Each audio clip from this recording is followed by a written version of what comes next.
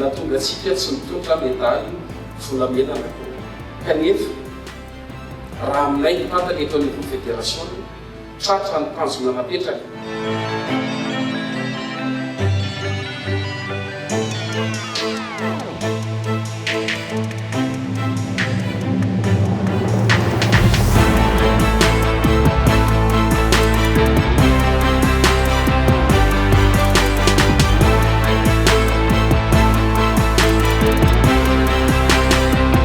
taona efatra amby roapolo sy roa arivo ity taorianany mijoroany ny fédération sport boula malagasy no